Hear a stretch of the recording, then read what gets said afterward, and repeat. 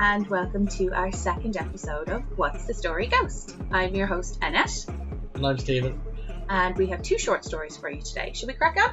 We should, but don't forget to check out our Instagram page and our episode 1 already posted on Podbean. It's on Podbean. I am working on getting it onto Spotify, Apple Podcasts, pretty much anywhere that you can find podcasts really. At the moment though, it is live on Podbean. Crack on. So the resources for my stories today, I used irishcentral.com and I used darkemeraldtales.wordpress.com. Both really, really good websites for Irish folklore, some nice tales and things there. Some really spooky things in, but I did an adaptation, so it's not word for word, but this is where I got my information from. So the tale today is named Hell Hath No Fury. Arranged marriages were, centuries ago, a common affair in Ireland. Marrying for love was of little interest to greedy fathers. They would sooner see their daughters wed to the highest bidder than marry someone they truly love. That was the case for one young Irish lass. Her tale is as tragic as it is scary. Many moons ago, in an area now known as Waterford City, lived a young lady, sweet and kind. Her mind said to be as beautiful as her face. Men wanted to marry her, women wanted to be her. She cared not for position or title, money or material things, and fell madly in love with a farmhand. They made plans to marry, have children of their own, truly live happily ever after. On hearing this, her father did what any loving father would do, and he promised her to another in exchange for money and land. She was heartbroken. She begged her father to reconsider, but it fell on deaf ears. He was greedy and cold-hearted. She was promised to a Clan Chieftain, a man of enormous wealth and said to be equally as cruel, and much older than her father, showing her father cared less to find her a youthful match that she could potentially grow to love, and more for how much his daughter would fetch for. The marriage was arranged, the date set, and the dress bought, but nothing of this day was happy. True, the guests had a wonderful time, no expense was spared, but not as a show of the chieftain's happiness to be marrying the young beauty, but purely to show off his wealth. Stories of the chieftain's cruelty towards his new bride were well known. He abused her terribly. He would harm her purely for amusement. He liked to see the red run down her pale white skin. And he kept her locked in a tower, miserable and alone.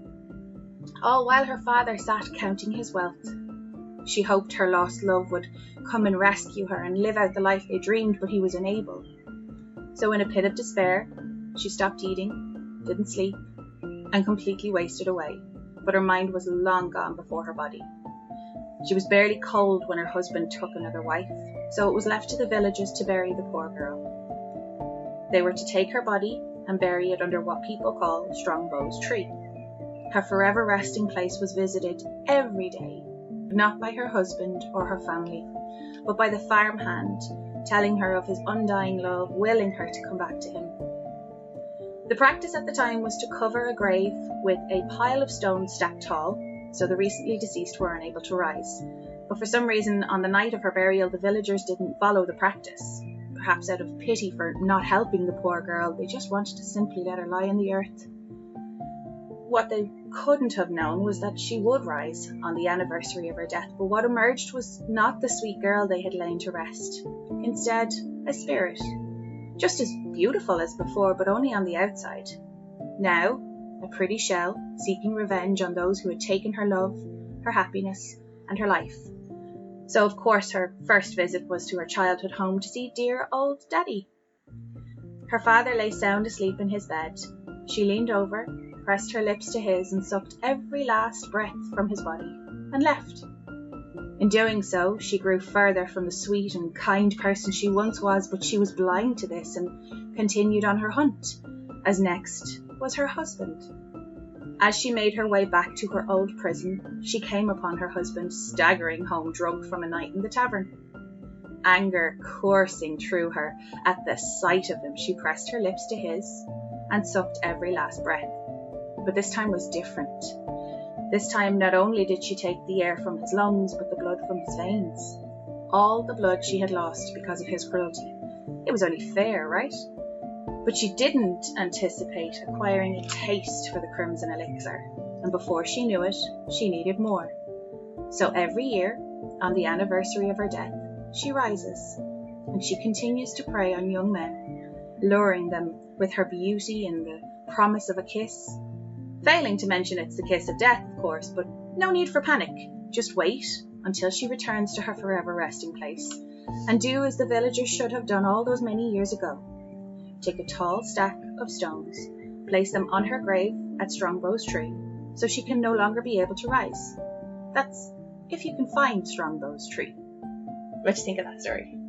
I'd watch that film.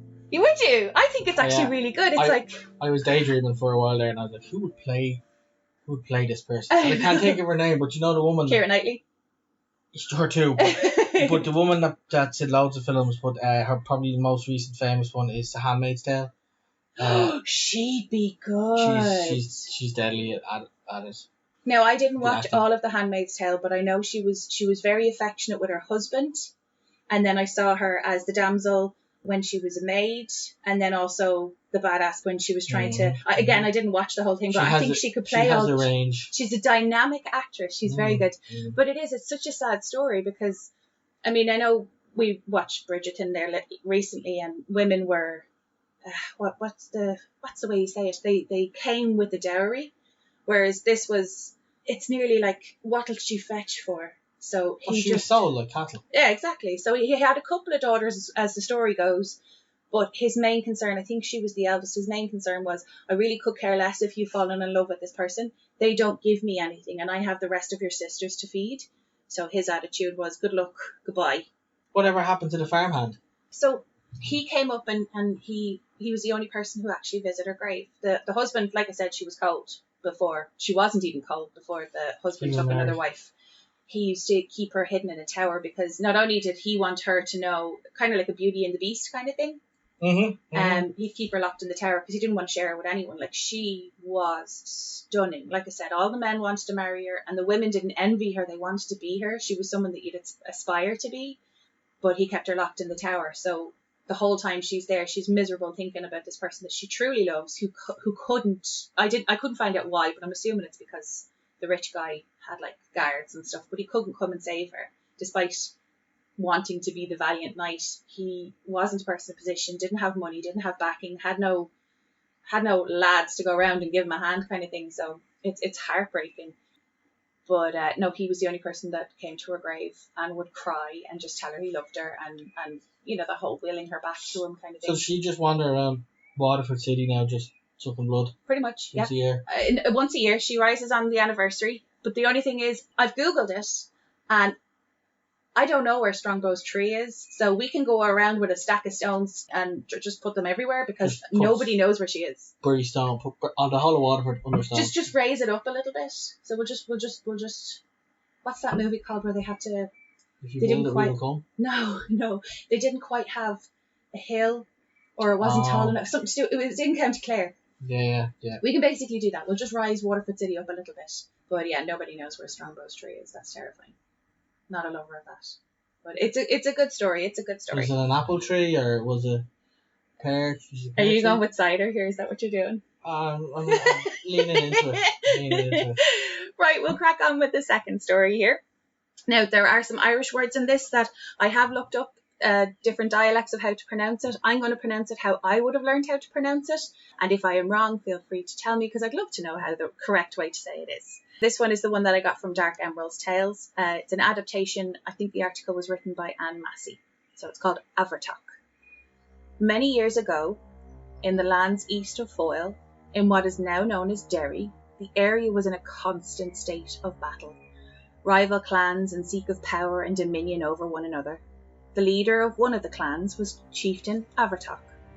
His name may imply that he was a small man, but Abhartach was said to be cruel and twisted, a vicious warrior and a formidable opponent. He was the definition of pure evil. Abhartach's passion for darkness and depravity left him feared as a powerful and sadistic sorcerer.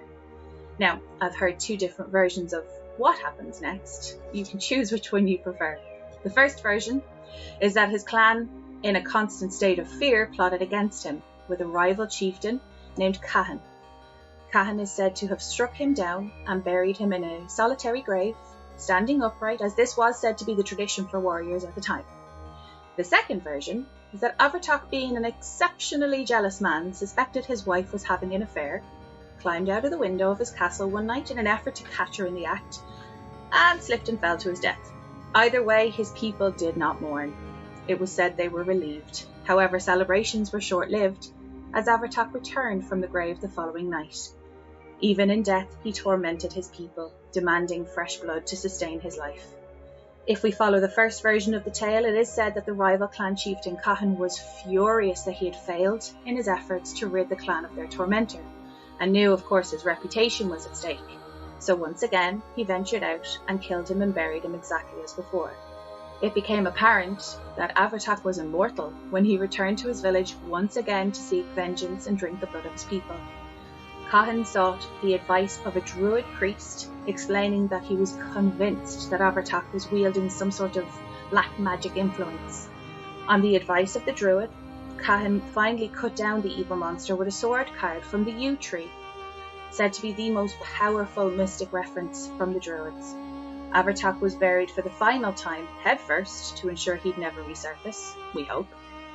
There is a location today known as the Giant's Grave in Glen Ullin, County Derry, also known as Abhartach's Sepulchre or Liach Abhartach. A weighty boulder lies upon the grave and a thorn bush grows through it. The thorn is another important druid symbol. If it is indeed where his forever resting place is, let's hope he stays there. What do you think of that one? Yeah, that one was good too. It's a little evil. I mean, if it doesn't have the whole romance thing to it, you can kind of feel like it's lost, but it goes just the completely opposite way. He was awful. I think I like the idea of him falling out the window. It's kind of like that Laurel and Hardy stupid, like... There's nothing more satisfying than someone you dislike dying because they're an absolute... PG, Stephen, PG. Amadon. Very good! That was really good. I'm so I was proud of getting you. there, and You then were. you interrupted me. I'm very sorry. You're not at all. I am very sorry. No. Yeah, the thought of, like, I mean, how bad would you have to be that your own family would go seeking a rival clan and be all like, here, listen, would you just get rid of him for us? Because just no. That sounds like every second episode of... EastEnders. I was going to say Love Hate. No, I can't do love hate. I think that's too close to home. The gratuitous violence is just a little bit too... And I know that's very controversial as an Irish and as a Dublin person to say that, but it's just... I used to get my lunch in one of the cafes to film that. Stop. Yeah, my claim to fame is I met the Irish guy from Harry Potter when I was living in the country, and he was dressed in all his equestrian gear. Like, I don't know if he had gone horse riding or if he was actually just helping out in the stables or his mum has farmland. But my God, he is so good to his mum. He was just like, now, Mum, what do you want in the deli? And I'm sitting there going, I just want wedges. Please don't eat all the wedges. Please don't eat all the wedges. And he's like, Mum, what do you want? And Mum, do you want this? And Mum, let me carry that. And I was just like, oh my God, like the fame hasn't gone to his head at all. Now, I could be wrong, but from what I gathered, he just seems to be like a really typical Irish, or he's afraid of his mum. I don't know. Everybody's afraid of their mum. Oh, if you have an Irish mummy, like manners are bed into you. But yeah, no, that story terrified me a little bit when I read it. Have you got any campfire vampire stories, or no, is that... I actively avoided all campfire stories when I was especially in Cubs. I remember we were all in a tent going to bed, but one of the guys wanted to tell ghost stories, and he kept telling them, and whenever I came to the ending of the boogeyman or something, I'd just be like, and then the ghost came out and everybody lived happily ever after. Yeah. It's okay. If it makes you feel any better, I'd say about 98% of the people that were sitting there were waiting for someone to say something funny to break the tension. Because when you're telling ghost stories, I think the scariest part is when it's a movie. Like, I really appreciate the score in a movie, so the music in the background, because if it's a thriller or a horror and someone's about to jump out and give a fright, you can tell because the music is changing.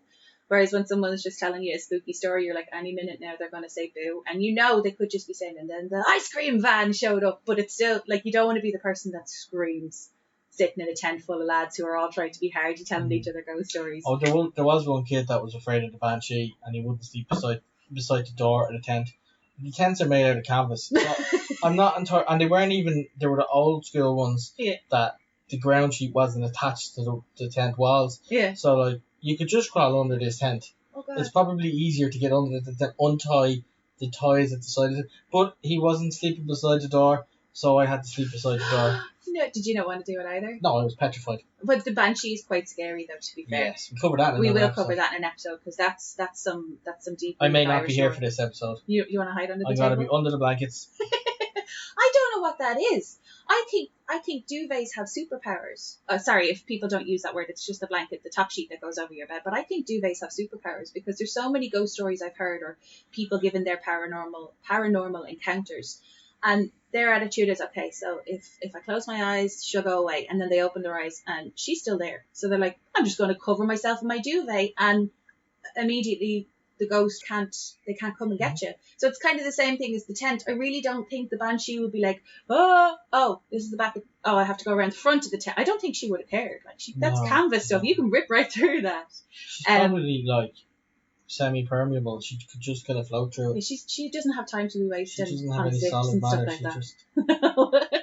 So would that wouldn't have been something that you were scared of, vampires and stuff like that when you were small? I don't think I heard that many campfire stories or. No, well, we didn't. We just did campfire songs, and then the leaders just shout boo at night and stuff. That was enough. That was enough. Yeah, you were really small. Yeah. Before my granny's house, or was it the next door neighbours? No, my granny's house at the front garden was very typical Irish granny, like lots of trees, lots of tall bushes that were very unkempt on the inside, but on the outside they looked pristine. But I remember the next door neighbours had like, you know, those windbreakers that have gaps, so you can see through them, but you couldn't actually see through them because the bushes in her front garden were very thick. We were convinced the boogeyman lived in her garden. I don't know where the story came from, or we were the older of myself and my sister were the older of the cousins. Everyone else was younger than us, so I'm convinced one of the young aunties told us, oh yeah, the boogeyman lives in there. And it's petrifying when you're that small. I'd say when you're at camp, the leaders, they know that they could share, like they could scare the Jesus out of you, but they have to be so careful. I scared the Jesus. That's a PG word. I scared the children. There's a campsite called Larch Hill in the Dublin Mountains, and one night we took a small walk from the gate up the windy road back up to the hostel that we were staying in, and I climbed up the hill because the road double backs on itself. I climbed up to get ahead of the group before they caught up with me. I scampered up this little wall and hid behind a tree. Yeah. And I jumped out and startled the group of kids. They were only cubs. And, they were only babies. And I believe one of them couldn't sleep that night, but I didn't know because I went to hospital because I fractured my ankle. Climbing up this embankment. Jumping off the wall onto the park. Yeah. There's a lot of kids there that would probably be thinking you kind of got what you deserved. Absolutely. Yeah. I got a day off work though. You what? I got a day off work. Well then if that's not what it's for, I don't know what it is then. Mm-hmm. Right, so we're going to finish up there. It was only too short. Wait. Oh. Elizabeth Moss was the actress name we couldn't think of, and the blondie girl from Maiden's Tale. Yes. And then also I didn't say it, but James Nesbitt would be the farmhand because he'd just be such a great farmhand. And now you can say goodbye. Okay. So if you have a favourite scary story, or again, it doesn't have to be your own. It can be something we said this last week. It can be something your granny tells you, because those stories are terrifying because grannies don't lie. But if you do have a scary story that we could maybe cover, or a suggestion, maybe a personal experience or a sighting of your own, we can keep it anonymous. That's not a problem. Email it in to us there at whatsthestoryghost@gmail.com. I'm going to spell it out for you properly this week. So it's WHATSTESTORYGHOST@gmail.com. Check out our Instagram, as Steven said as well. It's the same again, What's the Story Ghost. And then we will have another episode out then Friday. We're going to aim for 2. Yes. Yeah, perfect. You have anything else to finish up on? No, just the exit jingle. Oh, you were doing it. I thought you were going to say the exit dance, and I'm like, but nobody can see you dancing. For the best. For the best. Bye. Okay, bye guys.